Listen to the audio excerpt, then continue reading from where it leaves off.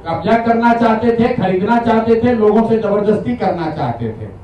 जैसा कि इन लोगों का कहना है कि इनके लड़के ने उसका विरोध किया, पहले उसको धमकी मिली, पीछे हटने की बात कही गई और फिर 2007 में एक दिन उसका एक दोस्त दुर्गा पूजा की तैयारी के नाम पर उसको घर से मोटरसाइकिल से पकड़ बैठाकर ले गया, इन सब के सामने ले गया।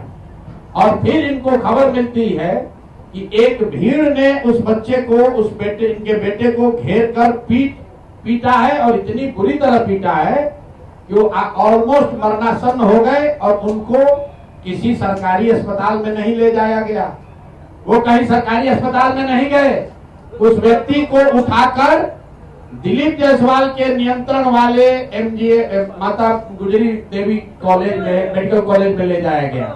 हद सुनिए कि भाई लड़का इनका गया और तथाकथित तौर पर पुलिस का जो एक वर्जन है कि भीड़ ने उसको मारा, उसके पास पिस्टल था, ऐसा पुलिस के एक आरोप पत्र में कहा गया है, जैसा कि किसी ने इल्जाम लगाया है।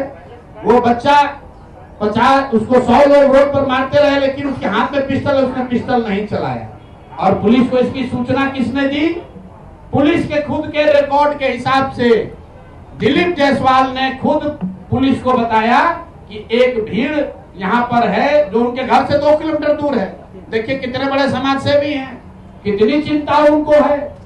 भीड़ एक बच्चे को मार रही है, एक युवक को मार रही है। पुलिस को सूचना दिलीप जायसवाल ने दी, उस बच्चे को वहां से दिलीप जायसवाल के मेडिकल कॉलेज में भर्ती कराया गया, राजेश शाह को। उसके बाद 2 दिनों तक ये पूरा परिवार, ये इनके शब्दों में भी आप सुनिएगा, ये लोग छटपटाते रहे कि हमको हमारे बच्चे से एक बार मिला दीजिए। इनको इनके बच्चों से, राजेश शाह से उनके माँ उनके बाबूजी को मिलने तक नहीं दिया गया। और पुलिस ने केस ये बना दिया कि यही आदमी सुपारी लेकर दिलीप जायसवाल का मारने आया था, पिस्टल लेकर, और दिलीप जायसवाल के समर्थकों ने या सामान्य नागरिकों ने उसको घेर कर मार दिया।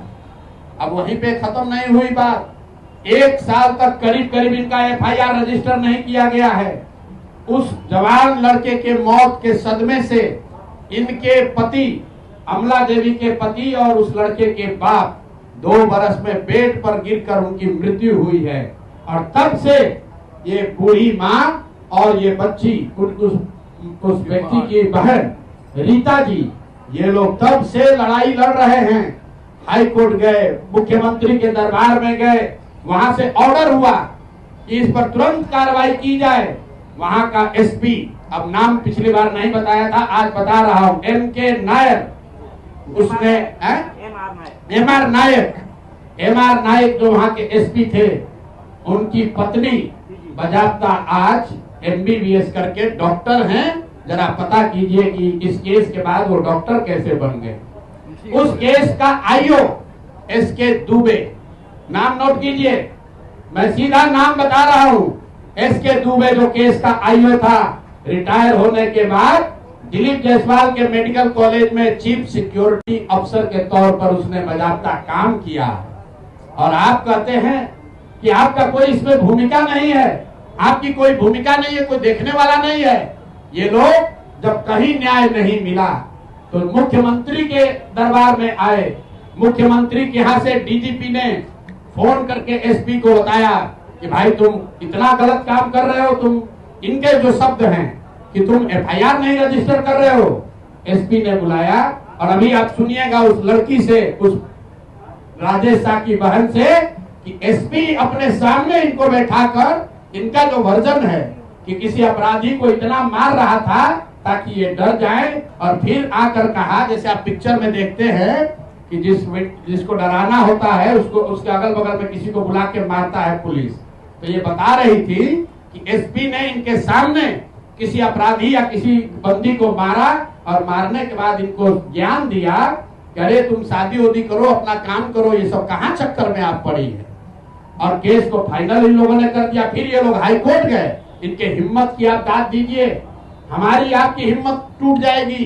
2008 से ये महिला दोनों अकेले लड़ रही हैं और कोई बिहार में इनके साथ खड़ा होने को तैयार नहीं है। ये लोग हाई कोर्ट गए और हाई कोर्ट का निर्णय अभी मैं आपको सुना रहा हूं।